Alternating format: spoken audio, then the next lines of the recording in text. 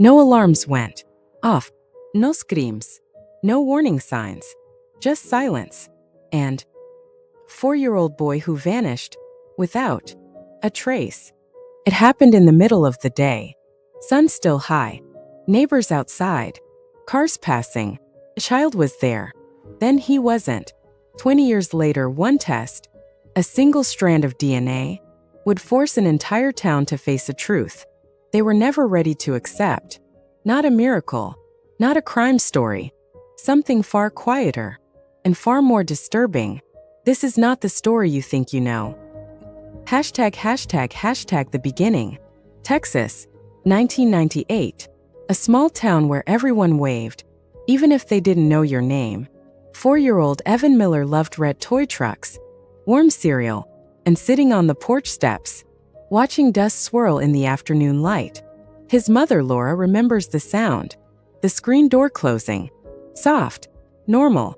She says it still echoes in her head. "I was gone less than 5 minutes," she told police later. "I swear 5 minutes." Evan had been playing in the front yard. A plastic truck in the dirt. The gate closed. The road quiet. Then Laura stepped back outside. The truck was still there. Evan was not. #### Panic sets in. First, no one panicked. Kids wander. Kids hide. Laura called his name. Once. Twice. Then louder. "Evan. Baby, this isn't funny." Neighbors joined in. Someone checked behind the shed. Another ran toward the creek. Minutes stretched. Voices sharpened. A police cruiser arrived. Then another. By sunset, the town was flooded with flashing lights. Search dogs. Helicopters. Volunteers with flashlights. A question no one wanted to ask out loud. How does a child disappear? From a place this small? #### The case goes cold. Days passed. Then weeks. Flyers faded in the sun. Tips dried up. Every lead collapsed into nothing. No witnesses. No fingerprints. No signs of a struggle. Just absence. Laura refused to move his room. His shoes stayed by the door. His bed untouched. People stopped bringing casseroles. They stopped asking questions.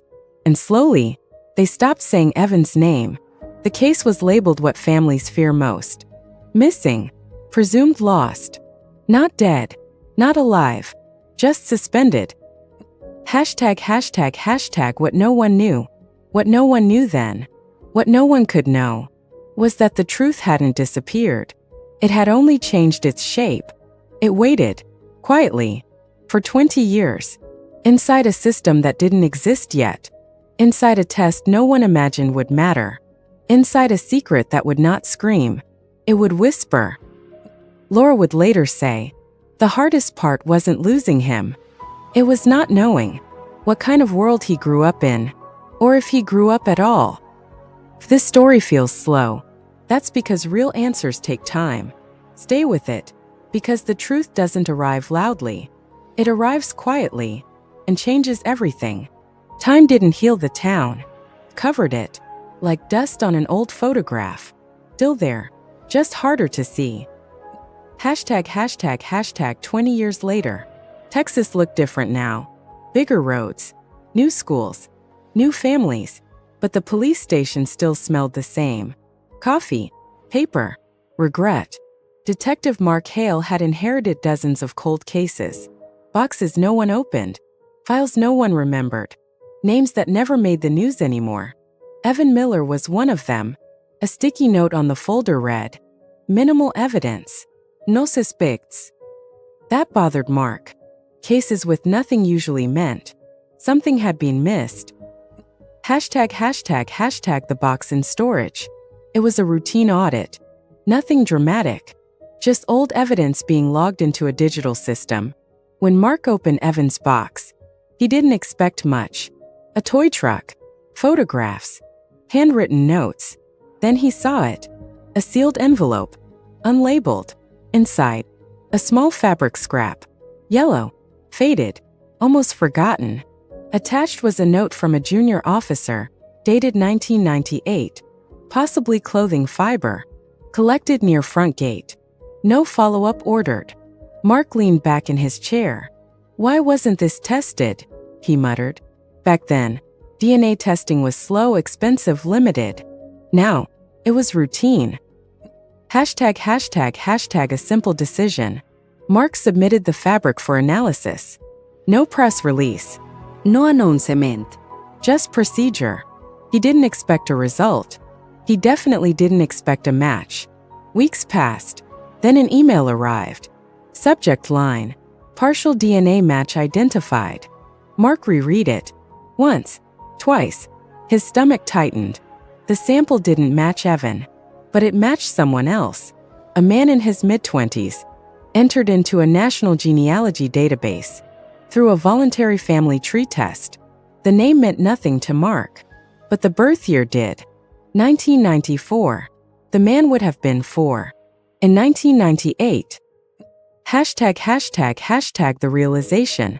Mark stared at the screen. Then he whispered, "No way. This wasn't a suspect. This wasn't a criminal. This was Evan, or someone biologically connected to him. Alive, living, unaware." The room felt suddenly too quiet, too small, because if this was true, then the story everyone believed was wrong. There was no accident, no random disappearance. There was a decision, made by someone, a long time ago. #### a call that changed everything. Mark called Laura Miller. He hadn't spoken to her before. She answered on the third ring. "Yes, Mrs. Miller," he said carefully. "This is Detective Hale." Silence. Then a breath. Then, "Is this about Evan?" Mark paused. "Yes," he said. "It is." Her voice shook. "I knew you'd call one day." That sentence stayed with him. #### what Laura never stopped believing. Laura didn't cry. She didn't scream. She sat down. "I never believed he was gone," she said softly. "I just believed. I wasn't allowed to find him." Mark didn't ask what she meant. Not yet. Some truths needed space. After the call, Mark stared at the evidence box again. Same items. Same facts. Different meaning. The truth hadn't been hidden. It had been misfiled. In the next part, the investigation moves forward, and the DNA match leads to a man who has no idea. His life is about to split in two. He didn't know his name was connected to a missing child. He didn't know a town in Texas still whispered about him. He didn't know that a simple DNA test, taken out of curiosity, had just pulled him into a story that never let go. #### a normal life. The man's name was Daniel Brooks. At least that's what he believed. 24 years old. Married. One child on the way. He lived 2 states away. Worked construction. And hated paperwork. The DNA kit was a gift. A joke. "Let's see where your family comes from," his wife had said. Daniel mailed it in. Forgot about it. Until the call. #### the phone call. Came on a Tuesday afternoon. Unknown number. He almost ignored it. "Hello, Mr. Brooks," the voice said, calm, professional. "My name is Mark Hale. I'm calling from Texas." Daniel frowned. "I've never been to Texas." There was a pause. "Yes," Mark replied. "That's what makes this difficult." #### uncomfortable questions. Mark didn't accuse. Didn't rush. He asked about childhood. Daniel answered easily. "I grew up in New Mexico," he said. "My parents moved around a bit." "Do you remember anything before age 5? Mark asked. Daniel laughed. "No. Who does?" The laugh faded when Mark continued. "Do you have any medical records from that time?" Daniel hesitated. "No," he said slowly. "My parents said a lot of things were lost." Mark wrote that down. Lost. Such a small word. Such a useful one. #### the photograph. A week later, Daniel agreed to meet. Neutral location. No uniforms. No pressure. Mark slid a photograph across the table. A little boy. Curly hair. White eyes. A red toy truck barely visible in the corner. Daniel stared at it. Too long. I've seen this kid before, he said. Mark's pulse quickened. Where? Daniel swallowed. In my dreams, he replied. Or maybe in the mirror. Silence filled the room. #### cracks in the story. Daniel's parents, Tom and Susan Brooks, were polite. Too polite. They claimed adoption. Private. Unrecorded. No agency name. No documents. Just memories. We saved him, Susan said. That's all that matters. Mark didn't argue. He just listened. And noticed how Daniel avoided looking at them. #### the first real question. That night, Daniel couldn't sleep. The photo wouldn't leave his head. The child's face felt familiar.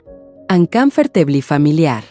He stood in the bathroom, looking at his reflection, and whispered, "Who was I before you named me?" The question echoed.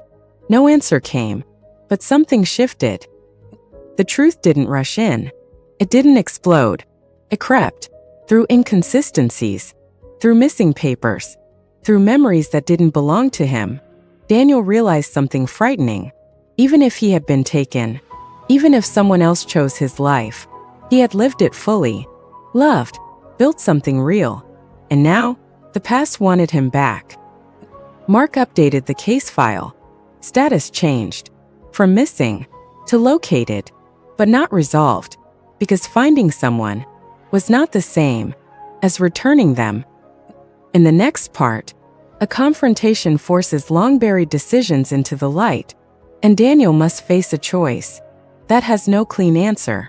Truth doesn't always arrive with proof. Sometimes, it arrives with faces, and the people who look away. #### the meeting. Daniel agreed to sit down with Tom and Susan Brooks. Not at home, not in a police station. Quiet diner, halfway between past and present. Coffee steamed, plates untouched. Daniel didn't waste time. "Tell me," he said. "Everything." Susan's hands trembled. Tom stared at the table. For a long moment, no one spoke. Then Susan whispered, "We didn't steal you." Daniel blinked. "That's not what I asked." #### the story they told. They said they found him wandering, alone, near a gas station. Said he looked lost, hungry. Nos chus. Tom claimed they asked around. No one recognized him. Phones didn't work well back then. They waited and waited. No one came. So we took him home, Susan said. And then we named him. Daniel listened. Every word felt rehearsed. "You never called the police," he said. Susan's eyes filled. "They would have taken you," she replied. "And you were already ours." That word hit him. Ours. #### what was left unsaid. Mark had heard similar stories before. People didn't see themselves as villains. They saw themselves as solutions. He watched Daniel closely. Watched the moment realization settled in. They hadn't rescued him. They had replaced his life. Quietly. Completely. #### Laura's side. Laura Miller sat in her living room, hands folded, waiting. She had agreed to speak, but only off camera. Only with Mark present. "I searched every road," she said. "Every face."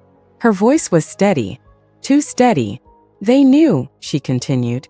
"Someone always knows." Mark didn't interrupt. "I don't want him back," Laura said softly.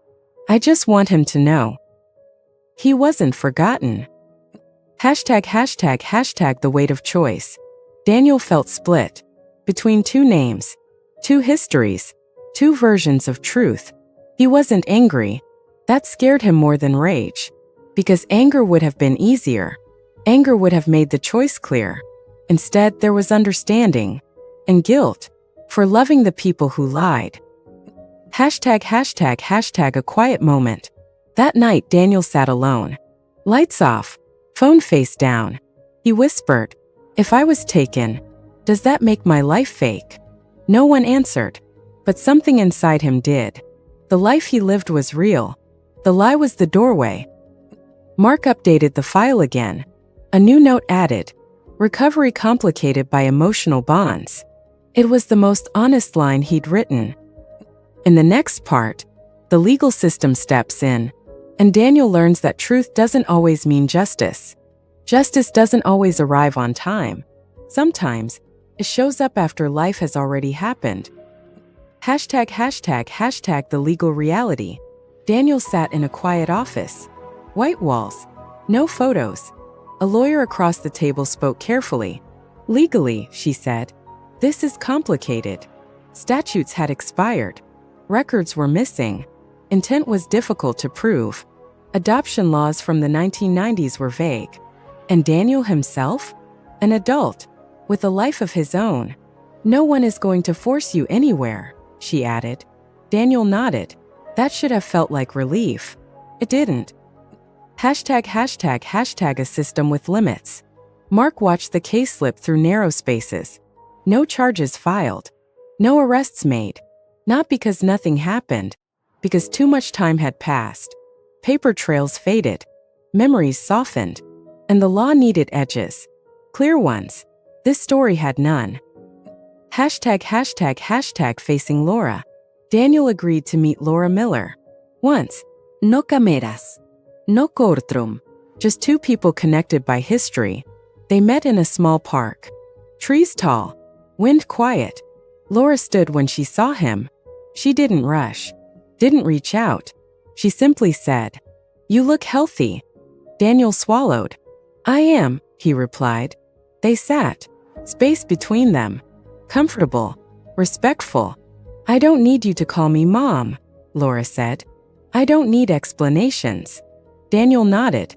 "I just need you to know," she continued, "that I never stopped looking." Something broke quietly inside him. #### the question he asked. "Do you hate them?" Daniel asked. Laura shook her head. "No," she said. "I hate the silence." That answer stayed with him. #### an unexpected truth. Later, Daniel visited Tom and Susan again. He wasn't angry. That scared them. "I'm not leaving," he said. "But I'm not pretending either." They nodded, fear in their eyes. Relief too. They had waited years for judgment. Instead, they received honesty. And that was heavier. #### the moral shift. Daniel realized something painful. No ending would be clean. No side would win. Everyone would carry something unfinished. And maybe that was the truth's final form. Not resolution. Recognition. #### the silent decision. Daniel updated his records. Added a name. Not replaced one. Just added. Evan Miller. A footnote to his life. But an important one. Mark closed the case file. Status marked. Found. Identity acknowledged. He paused. Then added a final note. Closure varies by person. In the next part, public attention changes everything. And Daniel must decide how much of his story belongs to the world. The story didn't explode. It leaked. Quietly. One document request. One public record. One local reporter who remembered the name. #### the first headline. It started small. A local news site. No photos. Just words. Man identified in decades-old missing child case. No accusations. No drama. Just facts. But facts travel fast. By morning, the phone wouldn't stop ringing. Daniel watched the notifications stack up. Messages from strangers. From distant relatives. From people who thought they knew him. "You okay? Is this real? Are you that kid?" He turned the phone face down. Silence felt safer. #### media at the door. Cameras appeared outside his job site. Reporters asked questions he couldn't answer. How does it feel? Do you blame anyone? Will there be charges? Daniel didn't respond. He wasn't hiding. He just didn't know how to explain a life that split in two without warning. #### Laura's choice. Laura declined every interview, every request. She issued one written statement. Short, careful. "My son was found alive. That is enough for me. Nothing else. No anger. No blame. Just relief. People wanted more. She didn't give it. ##### the pressure to perform. Daniel's lawyer warned him. Once you speak, she said, you don't get it back. He understood. The world didn't want truth. It wanted a version. A hero. A villain. A clean ending. This story refused all three. #### a conversation with Mark. Daniel met Mark Hale one last time. Same office. Same quiet. Do you regret the test? Mark asked. Daniel thought for a moment. No, he said. I regret not knowing sooner. Mark nodded. That's the part people don't understand, he replied. Finding answers doesn't erase the years before them.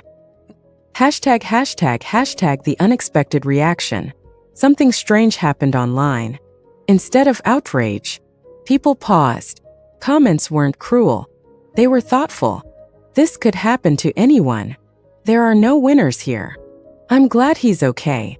Daniel didn't expect that. Neither did Mark. The internet for once listened. #### a silent realization. Daniel sat with his wife that night. No phones. No news. Just breathing. I don't feel like two people, he said. I feel like one person who finally knows where the silence came from. She took his hand. That's allowed, she said. #### the moral turning point. Daniel understood something important. The truth wasn't meant to punish. It was meant to connect, to explain invisible gaps, to let grief rest. #### end of part moment. The cameras eventually left. The calls slowed, but the change remained. Permanent. Quiet. Mark filed away the last press clipping. He didn't keep many, just this one, because it reminded him that sometimes the system doesn't fix things. People do. In the next part, Daniel faces the hardest decision yet. Not about the past, but about the future. The noise faded. The questions slowed. And what remained was a choice no one could make for him. #### a life in front of him. Daniel stood in the nursery one evening. Half-painted walls. A small crib. A future waiting quietly. He placed a hand on the edge and felt something steady. This was real. Undeniably real. No past could take that away. But the past still needed space. #### an invitation. Laura sent a letter. Not an email. Not a call. Handwritten. Simple. If you'd like to visit, the door is open. No expectations. Daniel read it twice, then folded it carefully. He didn't answer right away. Some doors required timing. #### the weight of two truths. Tom and Susan sensed the distance. They didn't protest. Didn't plead. They watched him move differently. Think longer.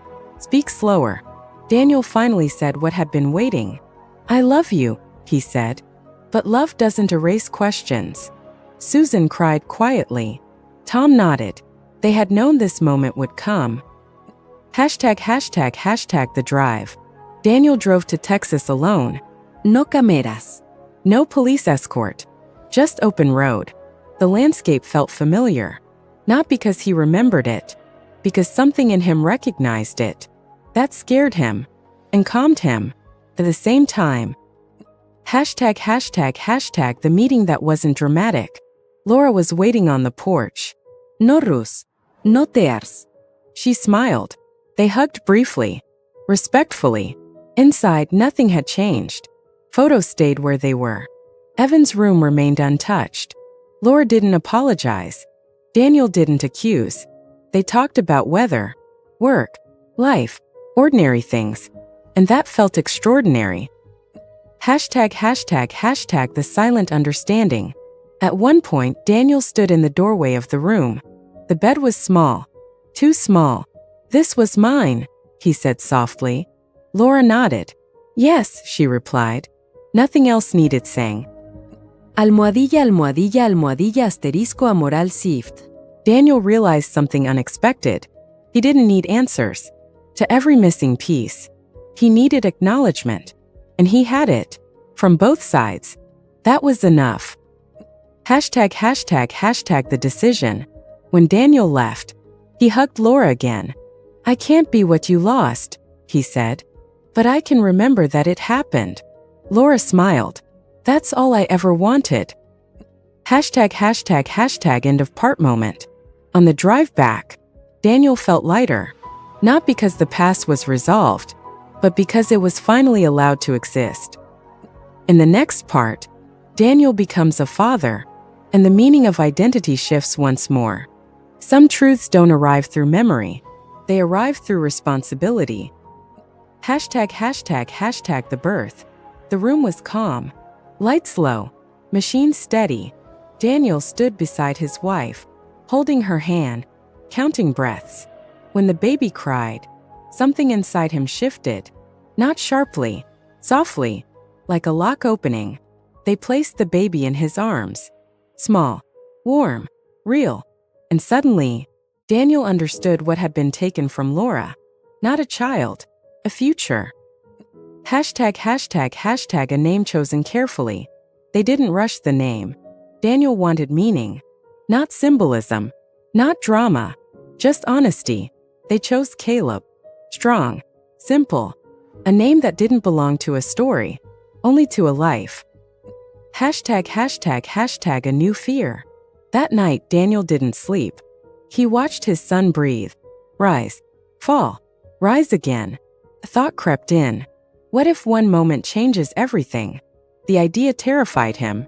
Because now, he finally understood the weight of loss. #### a quiet promise. Daniel whispered to his son, no matter what happens, you will always know who you are. The words surprised him. He realized he was saying them, as much for himself, as for the child. #### Mark's final visit. Mark Hale stopped by a week later. No file. No questions. Just a visit. I'm retiring, Mark said. This was my last case. Daniel smiled. I'm glad it was you.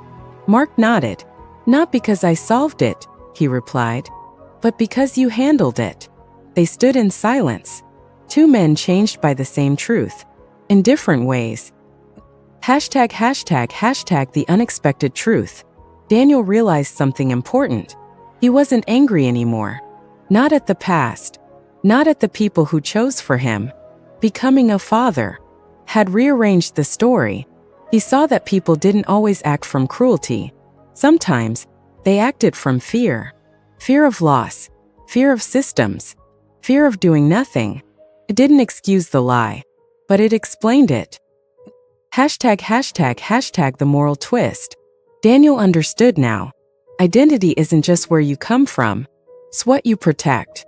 What you choose not to repeat. #### a letter sent. Daniel wrote to Laura. Not long, just honest. I'm okay. I hope you are too. He knows his name. I promise. Laura kept that letter. She didn't reply.